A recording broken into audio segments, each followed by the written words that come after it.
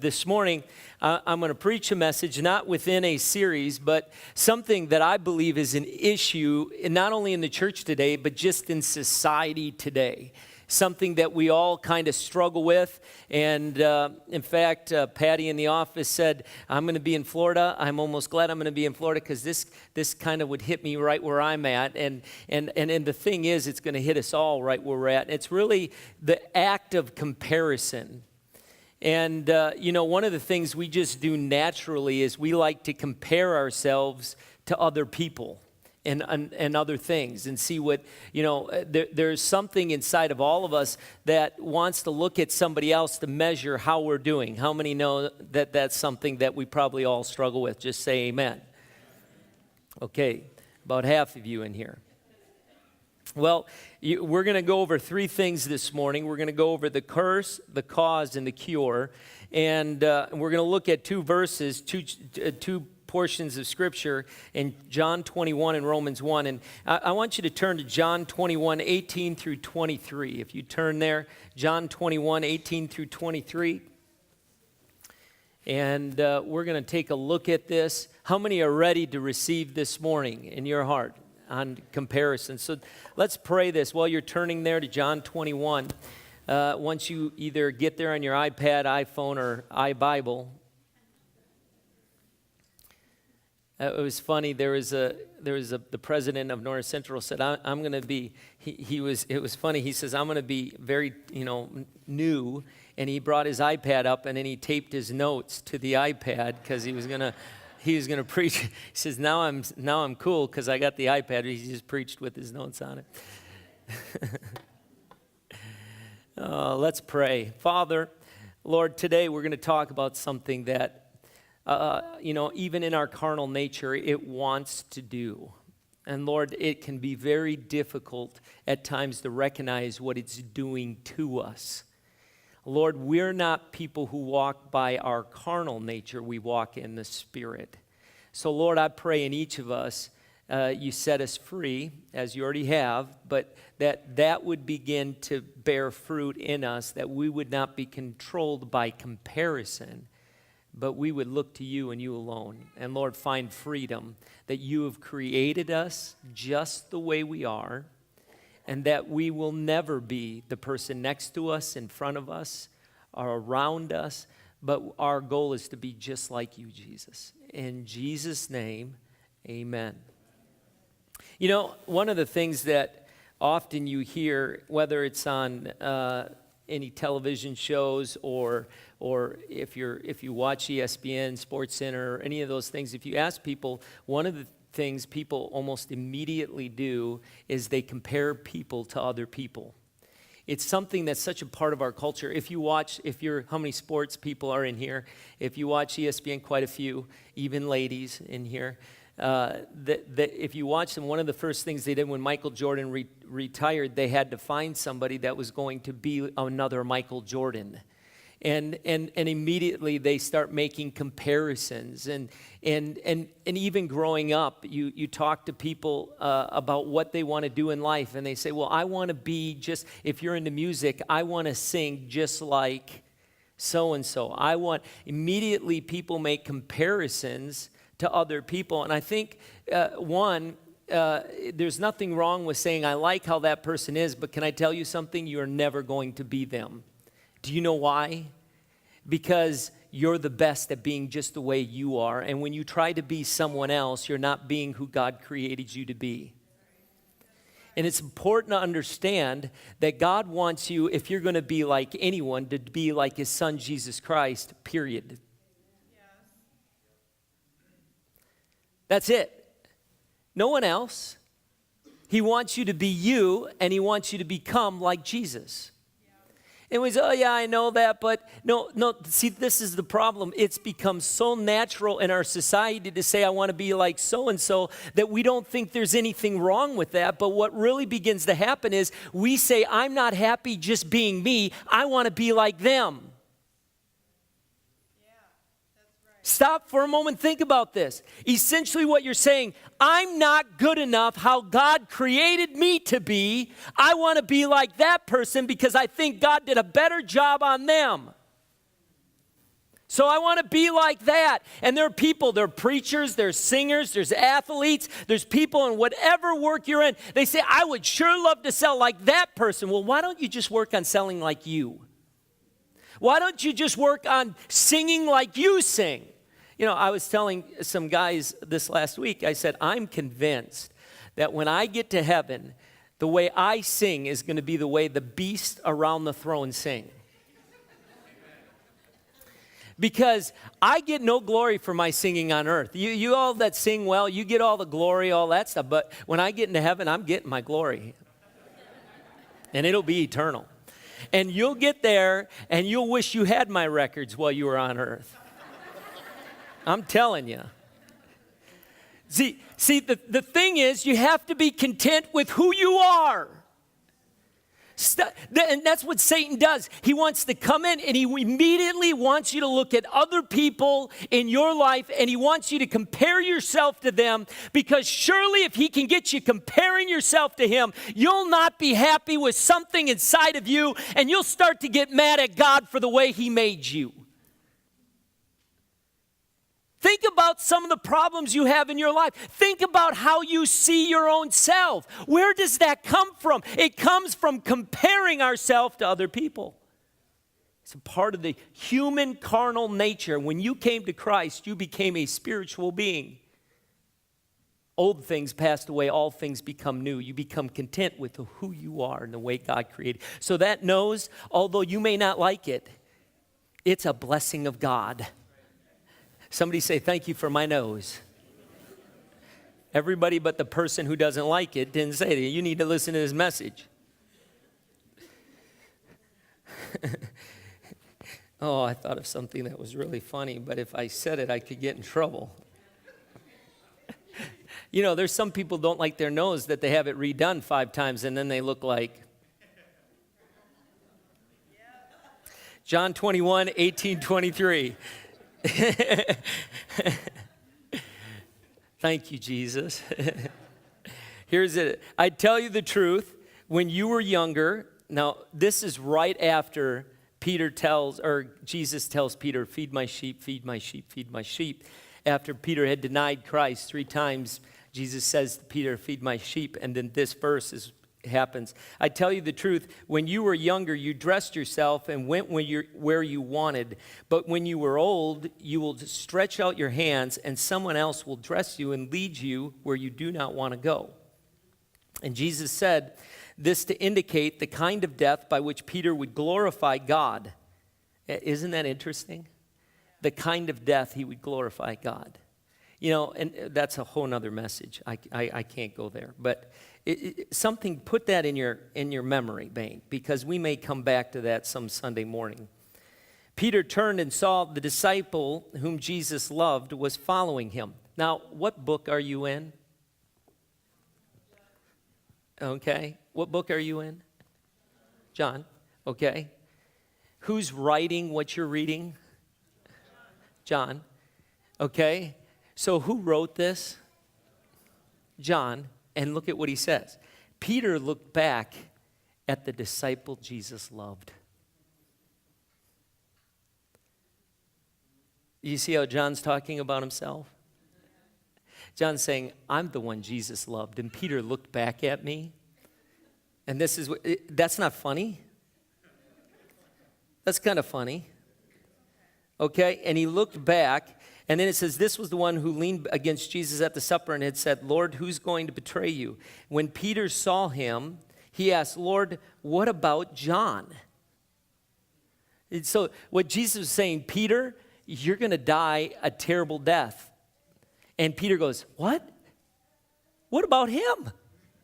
Right? Immediately wanting to compare, what's going to happen to John? If I'm going to die a terrible death, what about him, God? What, do you love him more than me? Is that why I'm suffering? Is that why I'm going to do that? Do you favor him more than me, God? Is that why he's going to be taken? You've always done more for him than you have me, God. You see this? And you hear the stories of who's going to sit at the right hand of Jesus. Who's going to sit on the left hand of Jesus? Who's going to have those places? There's this comparison. Immediately, disciples were comparing themselves, even when John says, I was the one he loved. They're constantly comparing themselves and saying, well, if you look at what Jesus does, that just proves I'm more favored than you. I must be doing something right. And he goes on, when Peter saw him, he asked, Lord, what about him? Jesus answered, if I want him to remain alive until he returns, what is it to you? You must follow me. Because of this, the rumor spread among the brothers that this disciple would not die, John would not die. But Jesus did not say that he would not die. He only said, if I want him to remain alive until I return, what is it to you? Jesus was saying, why do you continue to compare yourself? Well, it'd be like me saying, Steve, you're going to be poor your whole life. Okay, that's the way. And Steve turning and go, well, what about Phil? Well, what is it to you if he wins the lottery? He's going to win the lottery? Why did I win the lottery? Right? It's that same. It's like when somebody comes up. I was thinking about this while I was writing that. Somebody said their aunt had died. No, that wasn't right. I'm trying to think of what it was, but I know what it was. There was a woman, and there was an older man. His wife had died, and this woman there was nothing bad, but she had taken care of this guy, and there was some kind of relation there. And it may have been an aunt or something. She took care of this aunt, and maybe it was an aunt. She took care of this aunt. And when the aunt died, the aunt gave everything she had to this person. And somebody came up to her and goes, I wish something like that would happen to my aunt. So I'd get something. Do you know what I mean? It's like we want blessing, but we want it somehow, if it happens to someone else, we're not happy with what's happening to us. Anyone understand kind of what that's like? So here's the first thing, because you got to envision, here's Peter, and he dies 30 years later, and Jesus is telling me, by the way, Peter, you're going to have a brutal death. You might want to chew on that for 30 years. When I was a kid, we lived 20 minutes from where we went to church. We lived 20 minutes away. And almost never did I do anything to get in trouble. Because I was just an angel as a child. And my dad lives a ways away, so, he ain't going to, refute this at all. But when something would, somebody else would do something and then blame it on me, my dad would get upset with me, right? And right before we would leave, he'd say, when we get home, you need to go in the office. Now, the office was for nothing else but spanking his 5 children. This is almost the only time when he said go to the office. Maybe this is why when I say we need to come into my office, people are like, what? But 20 minutes you'd sit in the car, and that was torture in itself. It was like, why don't you just pull over and spank me now? But for 20 minutes you had to think about getting spanked, and we would pretend like we were sleeping. Or when we leave, Dad, didn't we tell you how good you look today? That bald head of yours sure shine nice today. It was, we try everything, but sure enough, when we get home, why would Jesus do that to Peter and tell him you're going to die? What purpose is that really to serve, except maybe that the fact that Peter was afraid of martyrdom? And Jesus would say, listen, Peter, you're going to give your life. That which you wish you could redo, you're going to have an opportunity to redo. But you need to be prepared to do it. But Jesus does this. So you look at that. Now, how many know that every child has this desire to be favored? My daughter Bianca's here right now, and every Father's Day card or birthday card, she'll write this. All 3 girls write these great cards. I get the best card writers in the world. They're just like their mom. They write all these things, and Bianca gives a card that you can't put in a drawer that actually has to go under our bed because they're so big, and they put all their work in it and art in it. But one of the things Bianca always does is she always goes, your favorite child. She never says Bianca. She says your favorite child. How many kids in here say you like to believe you're the favorite one, right? How many say, no, I am the favorite one, right? See, inside of us is this desire to want to be favored, to want to be the favorite one. Can I tell you that Jesus has favorites? And if you've accepted Jesus in your life and received the unmerited favor of God, you're his favorite. Just the way you are, so stop trying to be someone else, because when you try to be someone else, maybe you won't be his favorite because you're someone else. Be yourself. Here's the first thing that happens, the curse of comparison. Here it is. The first curse of comparison. If you have notes, just write this down. Is it produces inferiority or superiority. Either you're insecure or you're going to be prideful. So if you compare yourself to someone, either the person you're comparing yourself to is going to make you feel superior, or they're going to make you feel insecure or inferior. Does that make sense? You know it's true. That girl, for those that look at other girls and they see the girl, oh, she's so beautiful. Inside of you is something that feels inferior to that. It gives you a sense of inferior. Why? If I look like that, or if you're a man, if I could be an athlete like that, what I could do. God, why didn't you make me like that? Why wouldn't you give me the gifts and abilities like that? And we start to compare not just people, we start to compare what we have, whether it's house comparisons, either my house is nicer or not as nice, or car comparisons, or my job is better or not as good, or even spouse comparisons. We start to look at other people's spouses and we say, well, if only my husband was like that, we would have a good marriage. When you compare, you're going to start to feel inferior or superior. And when most people, if you're a competitive person especially, if you feel inferior, you're going to do whatever it takes to feel superior. Even if you need to cheat, steal, lie, whatever you need to do, when you begin comparing yourself, it opens the door to a character that God rather you not have. Does that make sense? Now, how many in here are saying, okay, that kind of hits home? Only 2. Okay, well then maybe the second curse will help you. Feel like you fit this a little more. Here's the second curse. It produces anger toward God. Because when we know we're under God's control, when we know that God created me the way he created me, when he's the one that blesses me, and for some reason I don't have the blessings, the giftings, and the abilities of other people that I wish I was, we start to get mad at God because, God, why didn't you bless me? Why didn't you do that for me? In fact, it can even produce bitterness inside of us toward God because God didn't bless me or give me all of those things that he gave this person over there. Like, why, God, didn't you give me a house? Why didn't you give me all of these things? How many know that's true? We start to get mad at God first, then we start to get mad at the people who have this stuff or have all the abilities, and then we get mad at ourselves. What comparison does is it makes you look at it and go, now, God, why does he have that house and I don't have that house like that? Do you not love me more? Do you not love me as much as him? Why, God, did you give me this spouse? Can I tell you something?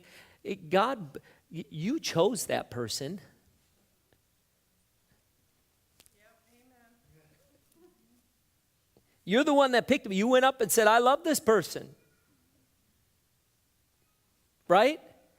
So it's time to learn to love them.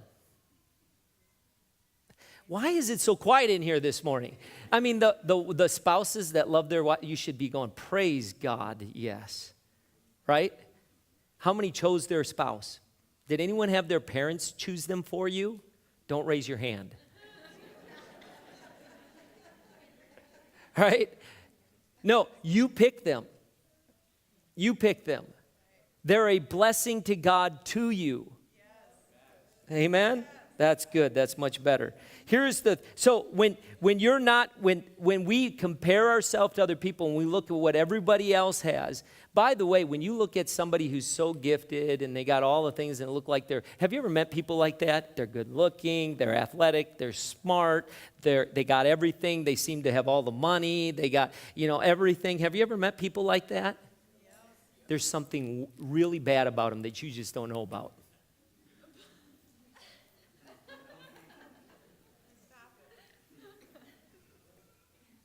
What?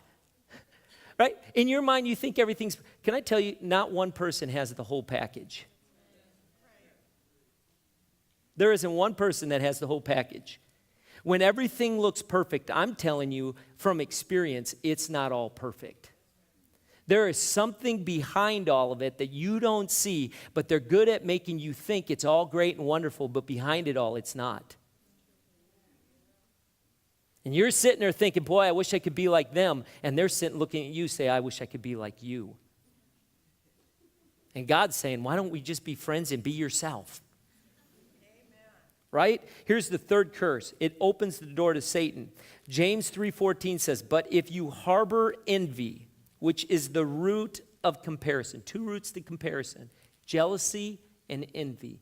If you harbor envy and selfish ambition in your heart, do not boast about it or deny the truth. Such wisdom does not come down from heaven, but is earthly, unspiritual, and demonic.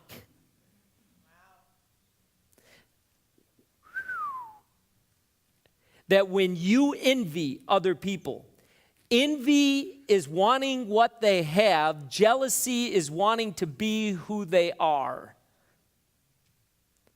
Envy is striving for their things, and jealousy is trying to become like them. And it says here for envy, but it is earthly, unspiritual, which means carnal, and demonic. Wow, those are some strong words. For where you have envy and selfish ambition, there you find disorder and every evil practice. Because when you have envy and jealousy, you will make compromises to do whatever you need to do to try to be like that person or have their things.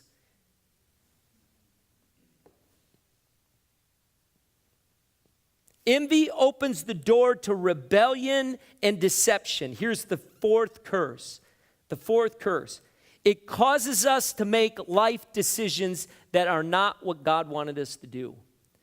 A comparison will affect your discernment in making decisions. You will overlook God's plan in your life in order to control and change your place in life so that you can be viewed with respect or love.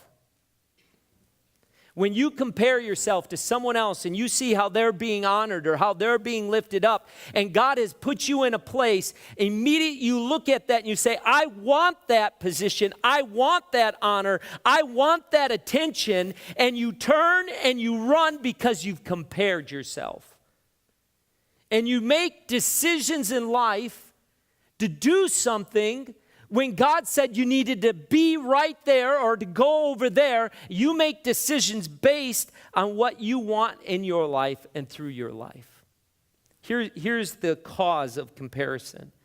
Here are the causes of comparison. There are three causes.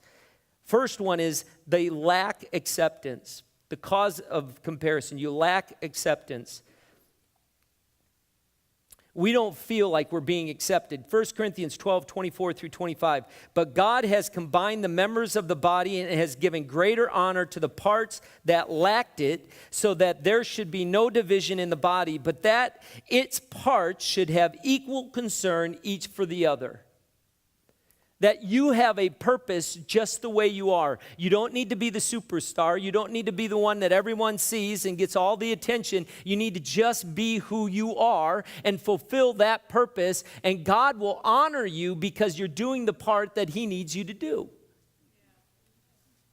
A lot of people, they feel less than, that they're not good enough, like that they're not the next best thing or big thing. And so it's important that they get attention, and I want to feel accepted. And it's the cause of that is when we don't feel accepted, we don't feel like God accepts us or the people around us accept us, then we start comparing ourselves and we start wanting to be like, because we want acceptance. How many in here like to be accepted? Right? Everyone in here likes to be accepted. And what you do is you start looking at other people and you see their giftings and you say, I want their giftings. I want to have a good voice, or I want to be able to be that athletic, or I want to be that smart, or I want to be able to make that kind of money, and I want to be able to do that so that people look at me and then they accept me because I'm successful. Let's stop for a moment and think. Just think about for a moment. There's probably, I wanted to ask a question in the beginning. There's probably someone in here that you've looked at and you said, I want to be just like them. Can I tell you something? I pray you never say, ever, I want to be like Pastor James. I pray you never say even that you want to be like Billy Graham. The moment you do, you sealing yourself. God wants you to be like Jesus. The foremost example, the one where there is no ceiling, no limits to who you can be.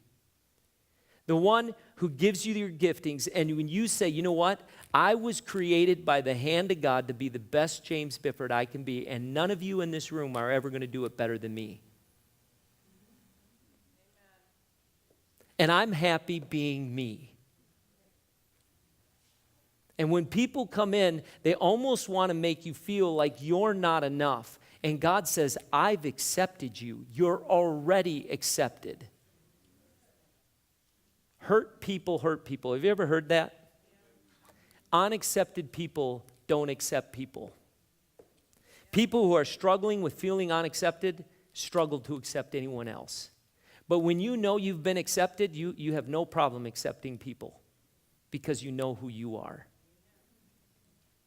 Here's the second cause. You lack identity. You don't know who you are. It's interesting, this fall, we're doing a small group thing called Identity. And it's not going to be called Identity, but the theme is identity. And one of the things we're doing is, hello, my name is, and it's going to be powerful time. There's a creative team putting all of this together, and it's going to be powerful. I was eating lunch with Angelo this week, and Angelo made a statement. He said, I believe, and this is so true, he said, I believe that everything you struggle with in life goes back to one thing, and that's how you see yourself, what you think of yourself. It is so true. Unless you see yourself for how God sees you, think about this, you've never seen yourself. I've seen you, but you've never seen you. You're with yourself more than anyone else, but you've only ever seen a reflection of yourself. That's all you've ever seen. So we depend on mirrors to tell us what we look like. Right? I mean, God created me. How many of you have ever looked in the mirror? And don't do it in the morning. I mean, I remember I looked in the mirror a few weeks ago, and I looked in the mirror while I was on vacation and had a little more to eat on vacation than I probably should have in the sugar range. And I'm looking at it, and I'm thinking, God, were you distracted when you created me? I mean, wow. You could have worked on this part. He's like, I didn't make that part. You did. Right here, you made that all by yourself. Right? You look at the reflection and you're like, wow. Right? And you see, and so what I did was I got to shave, I got to brush my teeth, I got to clean my hair, right? There are mirrors in your life that are people. And many times those people will tell you things about you that are not true, but you believe it because you don't see the reflection. You can't see yourself, so you believe what people tell you about you. Yes, that's right. That's why you need the Word of God. Because in James it says, the reason we read the Word is it's like a mirror, and there are people that will go to it, look at it, and walk away as if they haven't seen anything. But then there are people that get up in the morning, they get into the Word, and they gaze into the mirror and say, oh, that's who I am. I'm not dumb. Even though my teacher said I didn't have a Brock's for brains. I'm not ugly because my father said, you're kind of homely.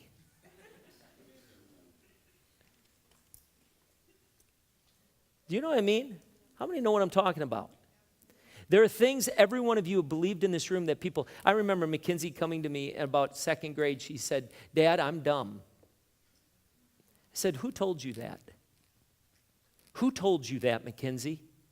She said, well, I just looked at all my friends, and they're smart, and I'm dumb. I don't get as good at grades as them. And she started pointing out all the stuff Satan tried to put in her.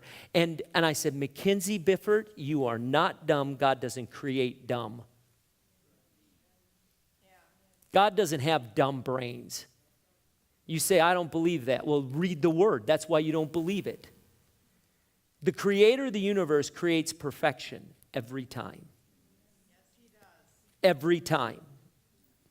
And I said, Mackenzie, you are smart, and you do have the ability to do well in school, and whatever that is a lie of the devil. You know, Mackenzie last year was her 8th grade year, graduated with a 3.75 grade point average and had straight A's in her 8th grade year. She ain't dumb, and neither are you. And you need to stop testifying to the reflection of the world and what they're saying about you, and start proclaiming the truth of what God says about you. You got to believe that. You got to only believe that in the face of every single lie that's said about you. You're not smart enough. You're not cool enough. You're not pretty enough. You don't have the talents and abilities to do that. You got to start saying, you know what? Greater is he that is in me than he that is in the world. I have the beauty of Jesus inside of me. It is not humility to put yourself down. That's right. It's pride. Because you do not insult yourself when you put yourself down. You insult the one who created you, and his name is God.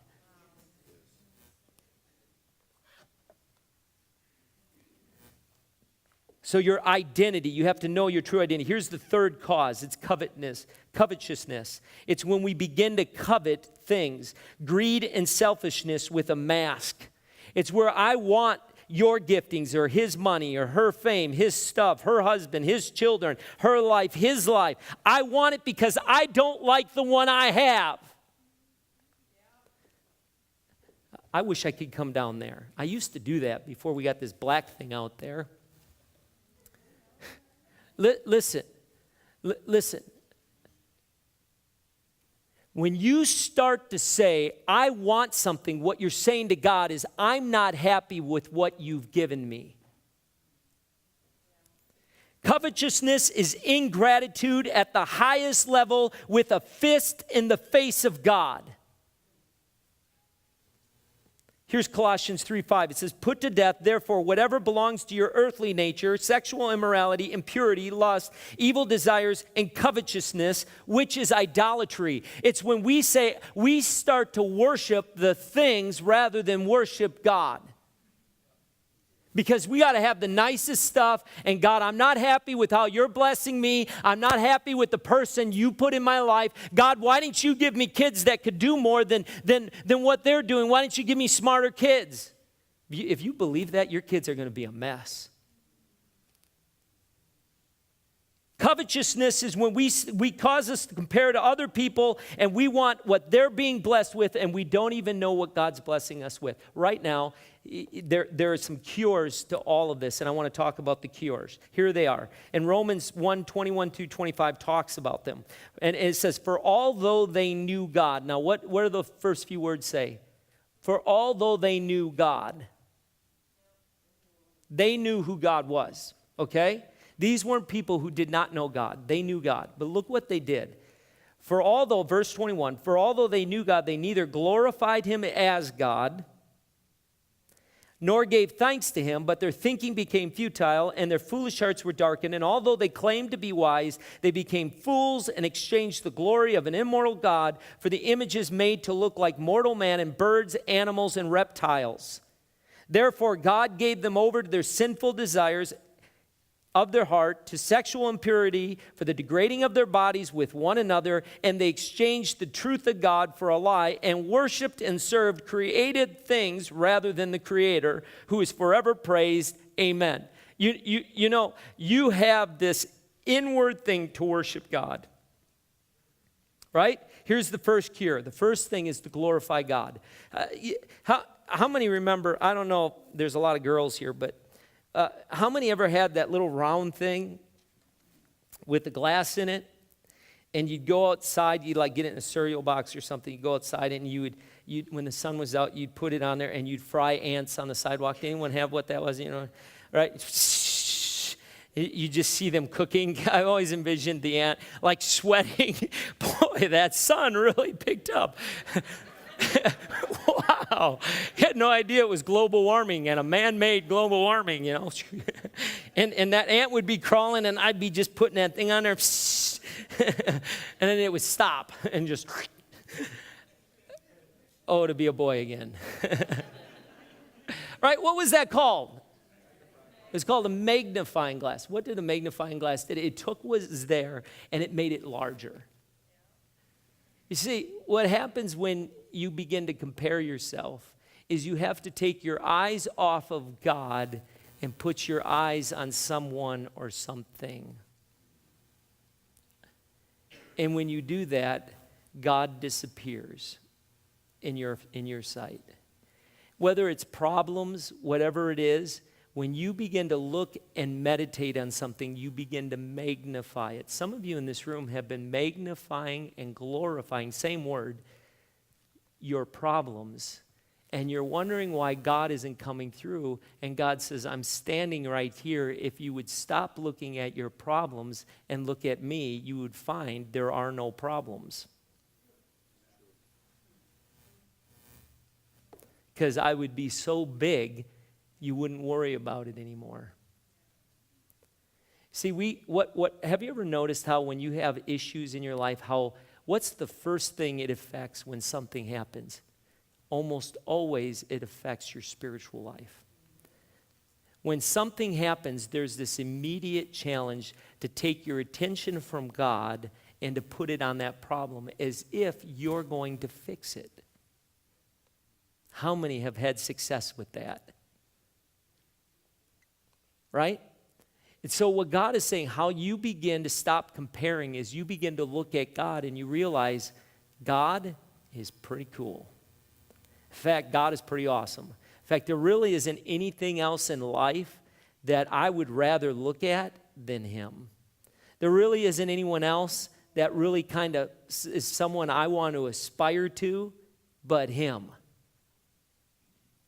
And when you begin to see how big God is, how great He is, well, how do you do that? You do that in the Word. You go to the Word, and you see that in the Word. Well, here's the second thing that we need to do. Do you know why most people struggle with problems in their life? Is because they worship them. Anything you worship and magnify is going to get bigger. Seriously. So if all you're doing is if you struggle with something, say it's pornography, jealousy, stealing, lying, the more you magnify it, the bigger it gets. That's why God says, take your eyes off those things and look to me. Don't worry about that. Look to me. Here's the second thing. Be thankful. The definition of gratitude is to be thankful, an attitude of grace. So how do you develop thankfulness? Because it is really a habit, being thankful. If you have somebody sitting next to you that you're married to, ask them right now, just say, am I a pretty thankful person? Okay, just ask them quick, just say, am I a pretty thankful person? By the way, thank you for doing that for me this morning. What do you think? Am I a thankful person? Right? Here's one way in order to help be a thankful person. When you're in a struggle, a lot of times we forget to be thankful to God for what is happening, and we're always telling God what we're not happy with.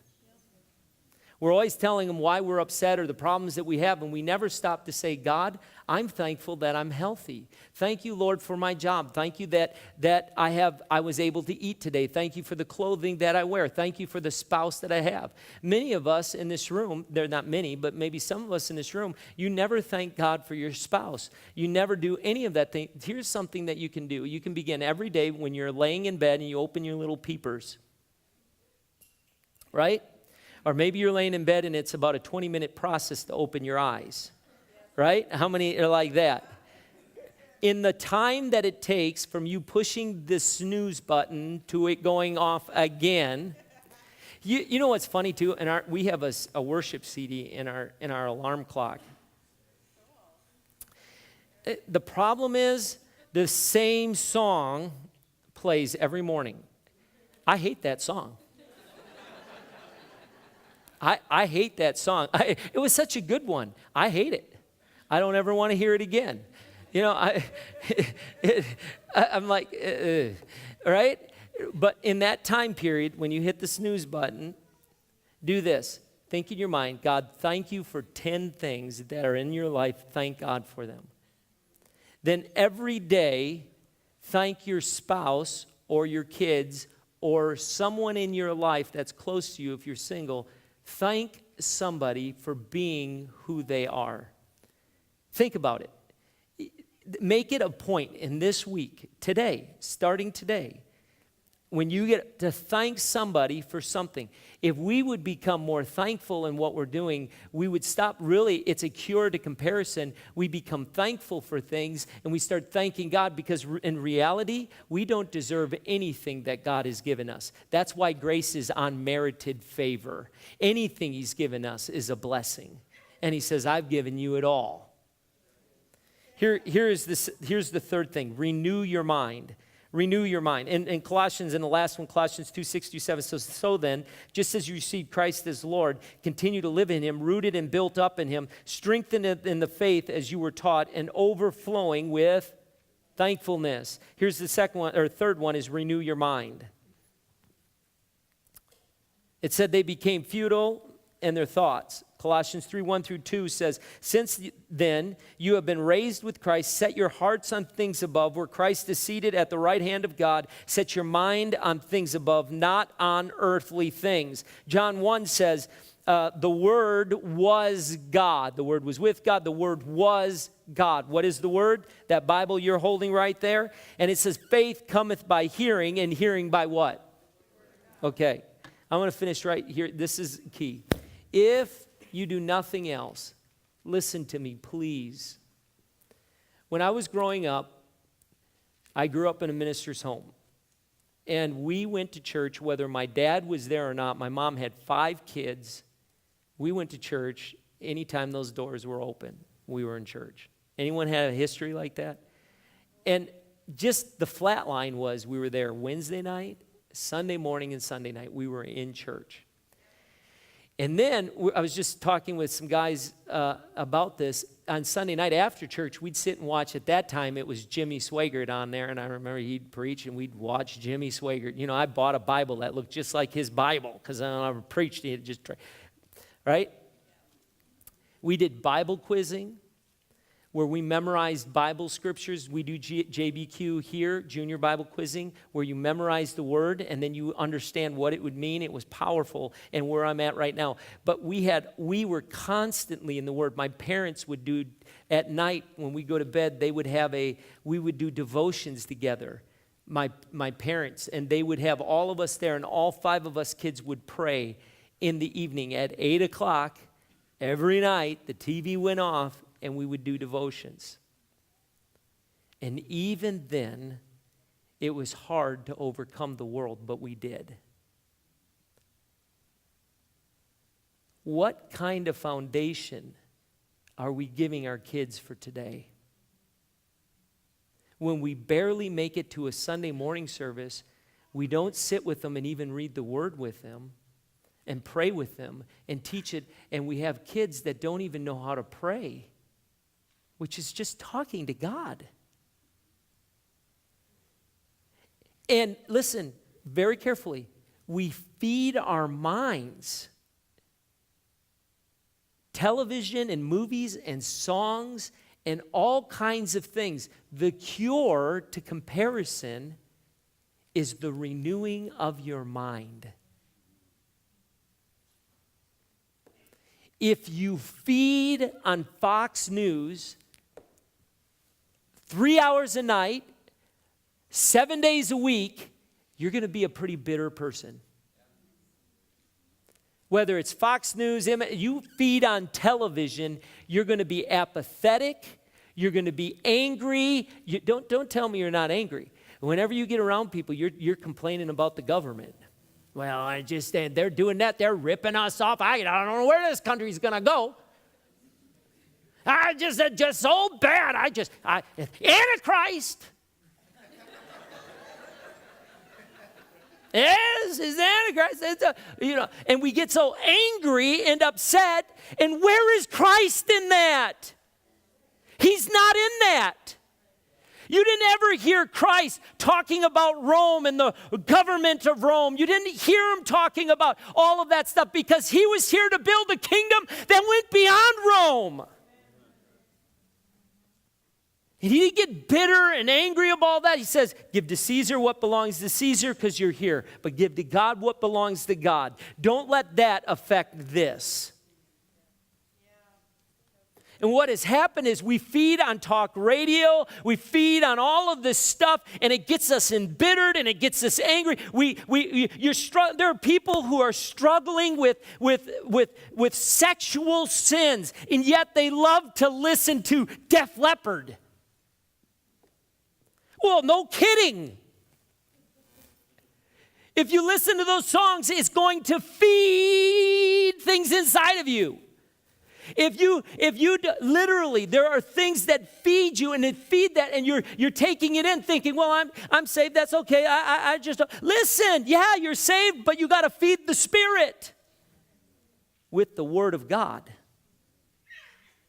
And you will see your attitude change. You will see your moods change. You'll begin to see victory in your life because you're renewing your mind with the Word of God every day. It is no surprise that the church has moved to the place it's moved because we do not spend the time in the Word like we used to. It's not a religious thing. It's a time thing. Does that make sense? It's not this religious thing. We don't come to church because that's just religious, and why do we even need church? You come because it's time to worship together. It's time to put our eyes on Jesus. It's time for God to speak to us. It's time for God to get our attention. And many people don't even have a devotional life in the morning, and they're wondering why they're struggling in their life. Listen, it's not that God favors some people more than others. God says, I favor you all the same, but I'm giving you the word. Eat from it, and you will grow from it.